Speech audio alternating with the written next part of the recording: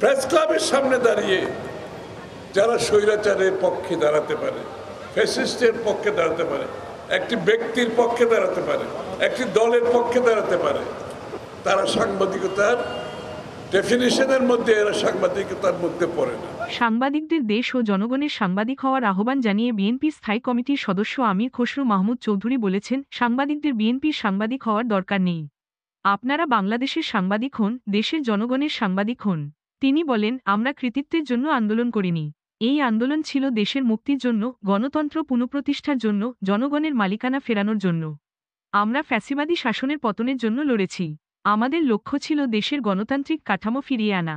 আন্দোলনের সফলতা মানেই কৃতিত্ব নেওয়া নয়, সফলতা মানেই জনগণের অধিকার প্রতিষ্ঠা।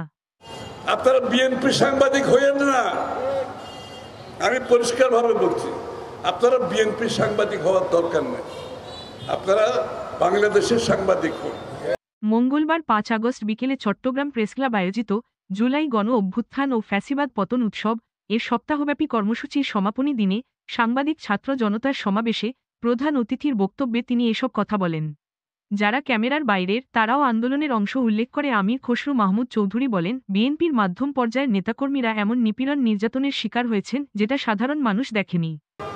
মানুষের স্বাধীনতার কথা তুলে ধরতে পারে, মানুষের রাজনৈতিক অধিকারের কথা তুলে ধরতে পারে, অর্থনৈতিক অধিকারের কথা তুলে ধরতে পারে, সামাজিক অধিকারের কথা তুলে ধরতে পারে, তাহলে হবে স্বার্থ সাংবাদিকতা।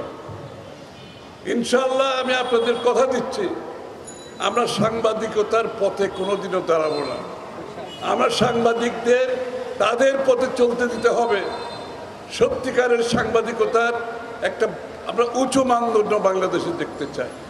গণতন্ত্র সফল হতে হলে সাংবাদিকতার যে পেশাগত মানদণ্ড সেটা না থাকলে গণতন্ত্র কোনোদিন প্রতিষ্ঠা হবে না। গণতন্ত্রের সাথে সুষ্ঠু সাংবাদিকতার হাতে হাত মিলিয়ে চলতে হয়।